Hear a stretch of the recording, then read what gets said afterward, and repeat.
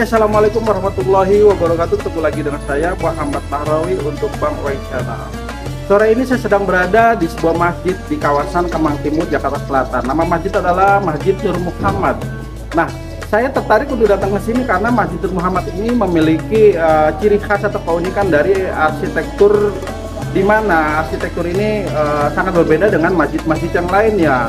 Selain itu, Masjid Nur Muhammad ini juga memiliki ornamen-ornamen yang boleh dibilang berbeda juga, ya, mulai dari jendela, ventilasi udara, sampai penyekat ruangan yang berbentuk sebuah gebyok berukir, ya, gebyok kayu berukir.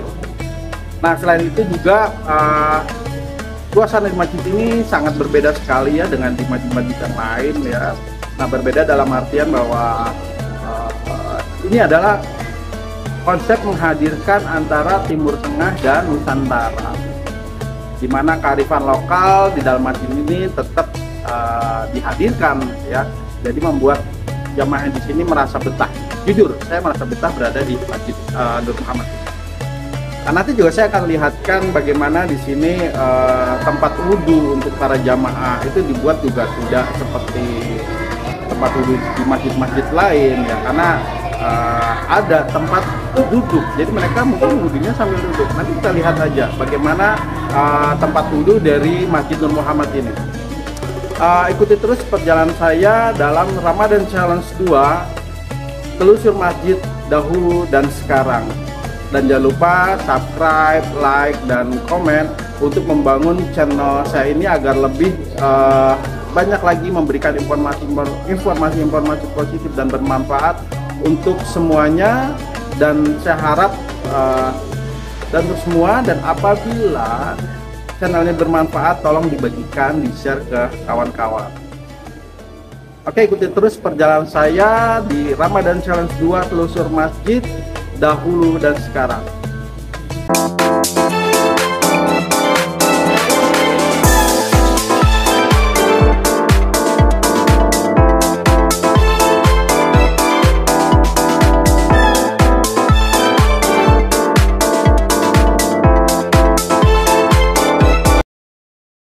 Sore ini saya sedang berada di sebuah masjid di kawasan Kemang Timur, Jakarta Selatan. Nah, masjid ini bernama Masjid Nur Muhammad.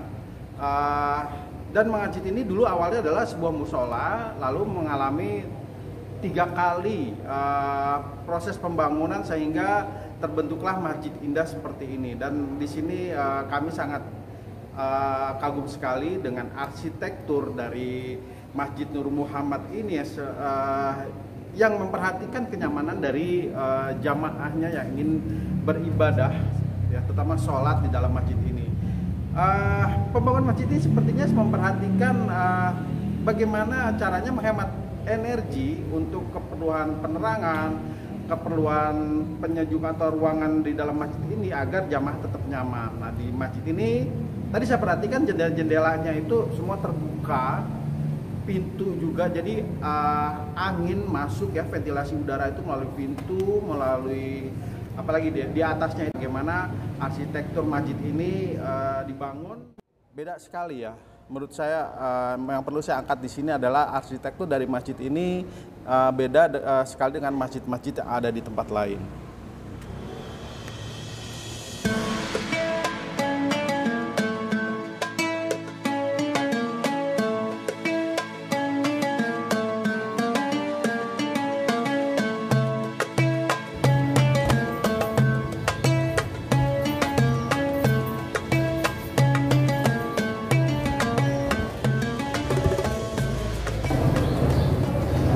Nah, ini yang sangat menarik dari bagian interior Masjid Nur Muhammad adalah sebuah gebyok, kalau saya bilang, ya, karena kalau di Jawa-Jawa ini ukiran kayu namanya gebyok.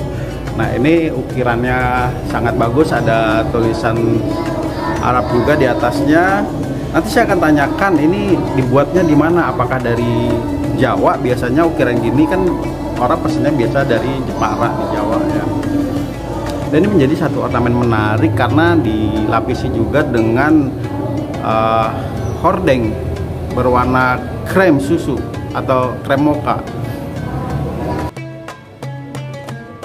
Oke, sahabat Bang Channel, Ternyata di Masjid Nur Muhammad ini terdapat tulisan-tulisan Al-Quran yang ditulis dalam bentuk atau format font kufi seperti yang di samping saya ini. Ini ada tulisan-tulisan Al-Quran atau tulisan Arab, tapi menggunakan font yang namanya adalah Arab kufi. Beda dengan kaligrafi-kaligrafi yang ada di masjid tempat lain ya. Jadi ini menjadi satu ornamen yang sangat menarik di dalam Masjid Nur Muhammad. Selain desain arsitekturnya ergonomis, ternyata untuk desain dari kaligrafi sendiri pun ini sangat berbeda. Oke, sahabat Bawang Channel, nanti kita akan ngobrol ya dengan salah satu pengajar masjid di sini, juga imam masjid di sini. Kebetulan beliau saat ini sebentar lagi akan mengajar anak-anak di sekitar lingkungan masjid. Oke, ikuti saja terus perjalanan saya dalam telusur masjid dahulu dan sekarang.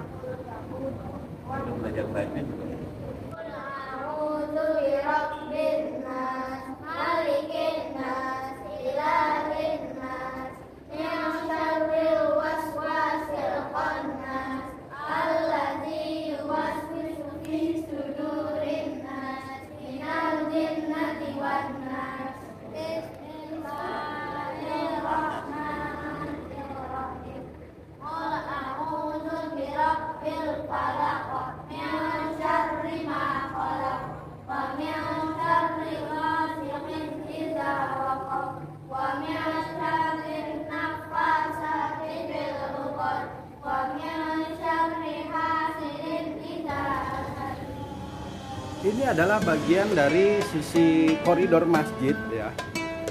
Dibuat sangat terbuka. Jadi dihiasi dengan ornamen ya, berbentuk ornamen-ornamen bergaya Timur Tengah.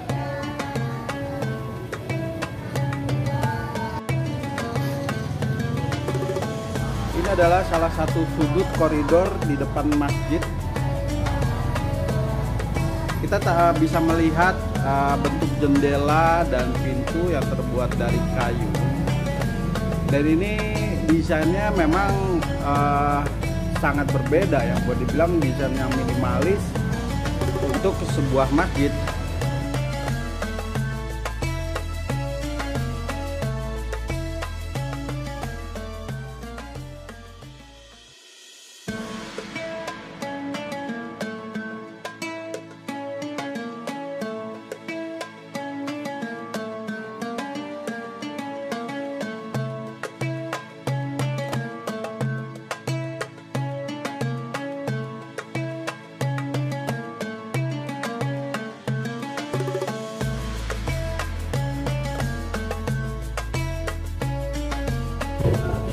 Oke, sahabat Bawang Channel, saat ini sedang berada di lantai 2 Masjid Nur Muhammad Kemang, Jakarta Selatan. Nah, di lantai 2 ini merupakan lantai tempat di mana jamaah perempuan melakukan sholat. Untuk jamaah laki-laki semua ada di bawah. Nah, ini pembagian area ini dihubungkan oleh tangga naik ya. Ini juga semua terbuat dari kayu tangganya. Dan satu hal lagi yang sama dengan di pinggir-pinggir masjid lain ya, di masjid. Dan satu hal lagi, bahwa jendela di lantai atas pun sama. Jadi ventilasi udaranya itu berjalan melalui proses alami karena tidak ada kaca gitu ya. Jadi angin sangat-sangat sejuk banget di atas masjid ini atau di dalam masjid ini.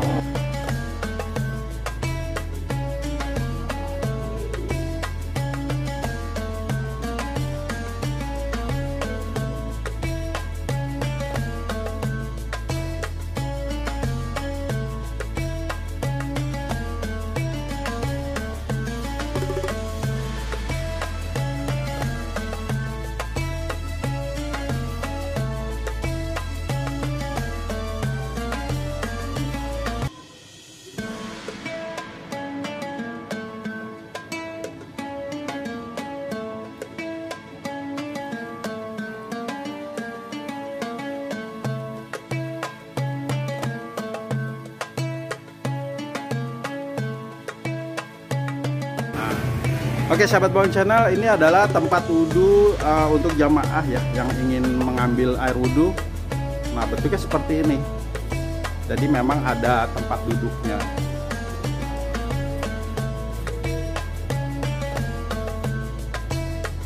Nah ini posisi masjid memang berada di sudut jalan ya, sudut jalan buntu.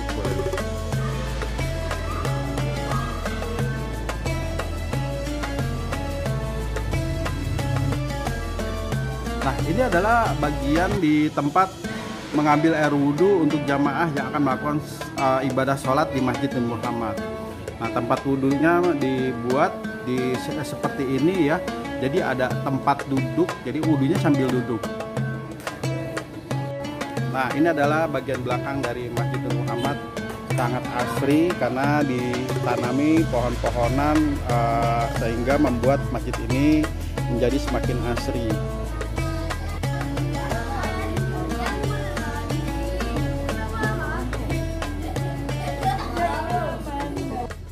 Oke, assalamualaikum warahmatullahi wabarakatuh. Nah, sahabat Bawang Channel, saat ini saya sudah bersama dengan salah satu pengurus Masjid Nur Muhammad, yaitu Bapak Ustadz Haji Hilaluddin.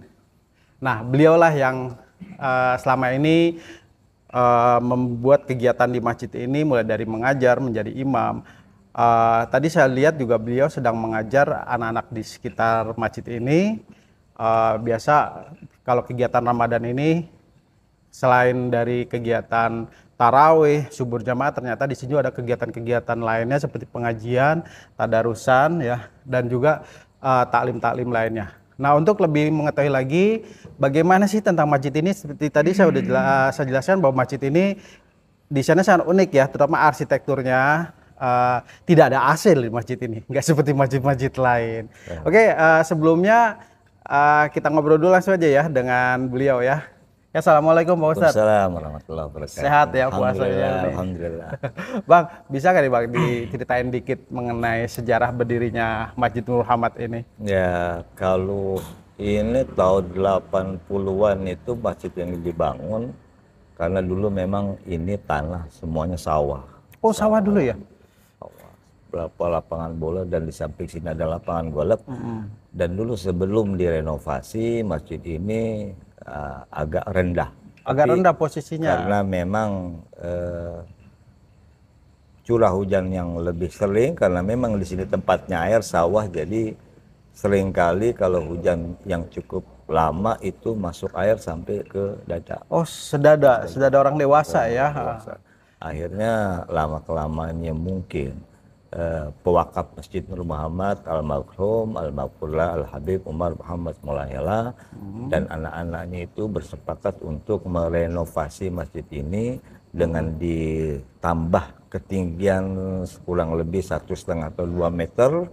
Oh, peninggiannya itu ya, peninggiannya sampai 1,5 atau 2 meter ini. Jadi sehingga ya alhamdulillah sekarang udah nggak pernah lagi namanya banjir ya, paling kalau untuk akses jalan-jalannya aja. Iya, di sekitarnya. Tapi kemarin sempat sedikit sekali masuk ke dalam masjid, sehingga karpet ya kita gulung-gulung sedikit, tapi ya. alhamdulillah itu baru pertama kali ya. Pertama kali, dan insya Allah selanjutnya insya Allah nggak, karena tergantung dengan curah hujan yang cukup besar. Betul. Karena memang buangan di sungai itu kalau nggak cepet-cepet dibuka atau nggak ditutup itu sehingga airnya kemarin dan kemarin juga karena ada tembok yang jebol di golf sini, jadi sehingga airnya meluap sini, sampai ke masjid. Nah ini sahabat Bang Oweng bahwa ternyata dulu ini adalah dataran rendah ya, seperti kita tahu Kemang Timur ini apalagi di pinggir Sungai Bangka. Ini sangat dekat sekali dengan masjid. Nah tadi seperti Bang Ustadz Hilal bilang bahwa peninggian itu mulai dari 1,5 sampai 2 meter dan ternyata sempat juga banjir. Nah ini semoga kedepannya tidak banjir lagi ya. Saya lihat bahwa masjid ini walaupun posisinya di pojok nih. Pojok, betul. Pojok, dan ya. ini memang perbatasan juga antara Kelurahan Kalibata, Duren 3 dan Bangka serta Kemang. Oh, perbatasannya berarti tengah-tengah di sini. Sungai itu kalau melewati sungai udah Bangka, ke sebelah jalan ke sana itu sudah Duren 3, dan ini kita berada di sekitar Kelurahan Kalibata. Dan kebetulan saya sendiri kan kebetulan RT. Oh, Pak RT. Ya, Pak RT merangkap takmir masjid. Alhamdulillah. Jadi ya insya Allah warga berkah ya. Amin. Warga di sini. Doain. Nah nih Bang Haji, ini kan awal masjidnya rata-rata bangun masjid dulu nih. Indonesia tuh nggak seperti sekarang kan ada yang pakai kubah, pakai bawah segala macam. Nah, saya lihat juga dari beberapa masjid-masjid saya kunjungin itu juga melalui proses tahapan dari renovasi, ada juga yang revitalisasi di mana masjid bentuk asli nggak dirubah. Itu kayak masjid-masjid di daerah Pekojan. Itu sampai sekarang, cuma kalau kayu-kayunya diganti dengan yang baru, tapi bentuk asli beda. Nah, bagaimana dengan Masjid Nur Muhammad, Bang Haji? Apakah awalnya memang seperti ini atau ini dibentuk baru dengan arsitektur yang ergonomis? Kalau justru malah menurut saya lebih dulu lebih unik loh yang pertama itu nggak ada apa nih ya ini nih apa ini yang di masjid apa sih namanya pendopo ini di masjid nggak ada, itu langsung ke tengah, jadi tarikan dari pojok ke pojok, jadi di tengah sama sekali nggak ada tiang. Nggak ada tiang. Kemudian atapnya itu dari kayu-kayu yang apa tuh susun gitu tuh. Karena memang kenapa? Karena memang di sampingnya dulu itu lapangan golf. Jadi kalau orang main golf itu suka lewat kena kaca, dan kacanya dulu alhamdulillah masih kuat. Nah, sehingga kalau kena asbes pecah. Kalau itu pakai kayu. Jadi nggak kenapa-napa ya, benar-benar. Kemudian ketika golf ini dijual tanahnya, dikosongkan dulu, sehingga kemudian barulah di situ Masjid Nur Muhammad direnovasi. Ya memang kalau keluarga almarhum ini mereka itu orang kontraktor ya, artinya mereka orang-orang yang paham tentang bangunan, dan dia juga banyak ya apartemen yang dia punya seperti Arcadia yang di sini, Arcadia yang di Nestle itu mereka memang ahli dalam bidang pembangunan. Jadi mereka mungkin lebih paham. Ya, kita lihat ini alanya seperti ala Timur Tengah. Iya, Timur Tengah, tapi ada Nusantaranya. Terus AC-nya dapat karena dari ukiran kayunya bentuknya seperti itu. Dan ya unik nih Bang Haji, ini kan kaligrafi yang di belakang kita nih, kufi, kan fontnya kufi. Ini bikin apa namanya, masjid ini desainnya menjadi makin unik. Nah, ini Bang Haji, ini saya lihat nih ventilasi udara. Saya lihat di sini tidak ada AC. Terus ventilasinya bentuknya juga ya itu dinding bolong gitu kan ya. Terus ada penyekat-sekat tuh buat ornamen aja sih, lebih ke situ ya. Memang sengaja dibuat seperti itu atau memang ini ternyata cukup nyaman juga gitu walau tanpa AC? Betul, karena dulu waktu masjid yang dulu juga memang seperti itu, cuma dia ada sekat semacam besi-besi. Besinya itu apa namanya sih? Jadi kalau setelah pintu ada besi, Allah Muhammad bulat-bulat. Petralis betul. Nah, kalau sekarang karena jendelanya itu jendela tetap nggak pakai teralis, tapi tetap dikunci tiap malam gitu, sehingga dalam bentuk bangunannya itu yang memang yang kita unik, dan di sinilah yang membuat orang tuh merasa nyaman beribadah. Angin sepoi-sepoi. Benar, anginnya masuk langsung, ventilasi udaranya alami. Betul. Sebetulnya ada juga donatur yang ingin memberikan, menginfakkan sebagian hartanya untuk dibuatkan AC di sini. Cuma dari pihak pewakaf Masjid Nur Muhammad mungkin sudah cukup dengan ini, berasa nyaman, dan gitu juga masih ada alami benar, saya merasa jadi, beda banget gitu dalam sini. Alhamdulillah kan kalau misalnya kita sholat Jumat di waktu yang cukup panas dan terik itu, kita tinggal buka lebar-lebar semua angin dan masuk, dan alhamdulillah menurut jamaah-jamaah yang dari kejauhan, mereka dari kantor sana, dan mereka lebih nyaman di sini, apalagi nanti kalau ada acara malam iktikaf malam ganjil dibuka semua dan merasa sejuk, dan angin itu apa namanya sepoi-sepoi. Dan satu juga yang keduanya di sini juga jauh dari keramaian. Benar. Agak masuk ke dalam sehingga suara bising motor, mobil, orang anak-anak nggak terlalu gitu. Jadi sehingga orang iktikaf membaca Al-Quran itu lebih nyaman dan lebih khusyuk gitu. Sehingga mereka jadi betah di sini, alhamdulillah gitu. Dan tiap malam Iktikaf malam ganjil 21 sampai 29 itu memang kita mengadakan iktikaf sejenak pada malam-malam ganjil dan kita adakan sahur bersama itu. Berarti memang program Ramadannya pun di sini berjalan ya Bang Haji. Nah ini Bang Haji lagi nih, yang tadi saya lihat unik nih. Ini mimbar masjid, ya. Ini pesen di mana nih? Kayaknya keren banget. Ada Ya, pakai peraknya begitu di atas tuh. apa ya, kalau Pak ini kalau mohon maaf ya, kalau untuk pembangunan masjid dari yang kecil-kecil ini memang itu sudah menjadi tanggung jawab Tanggung jawab. wakaf semua. Kalau kita paling ada lampu yang rusak, ada ini yang jebol, laporin aja gitu ya. artinya bagian-bagian Yang perawatan kita bisa. yang kita bisa. Gitu. Kemudian kalau buat yang ini kita nggak bisa karena mereka satu begini. Udah mereka yang inilah ya. Mereka yang ini nggak ada tempelan-tempelan paku kan. Kalau kalender nggak ada. Kita mau taruh jam ataupun Nggak boleh dipaku. Nggak boleh Sama kayak di sekali. gedung-gedung Betul. gitu. Jadi memang mereka ingin lebih kelihatan dengan kealamian daripada tempat-tempat di sekeliling sehingga tidak ada sangkutan-sangkutan sehingga Si kelihatan Bapak lebih aja agak bising nih motor. Apa ini ya situ ya? Kita lanjut lagi Bang Haji ya. Ini yang terakhir sih gini. Ini Bang Haji ini desain ini memang sangat beda ya. Ini pakai tirai terus ada gebyok. Itu kayak orang Jawa itu kan biasanya pakai ukiran kayu. Dan ini menjadi padu padannya arsitektur Masjid Nur Muhammad ya. Dan itu rupanya memang arsiteknya udah menggambarkan seperti itu ya. Dan mereka ini Hadromi Arab, dia orang Arabnya Palembang. Oh, Arab Palembang. Tapi banyak mereka kayak semacam almarhum ini istrinya masih ada hubungan saudara dengan Habib Anis Solo. Sehingga mungkin dari sana ke Jawa-Jawaannya mungkin dan ke bawah ya. Semacam apa sih namanya gembyok itu. Gembyok. Gembyok itu iya. dulu waktu masjid pertama itu adanya di depan. Oh, di depan ya.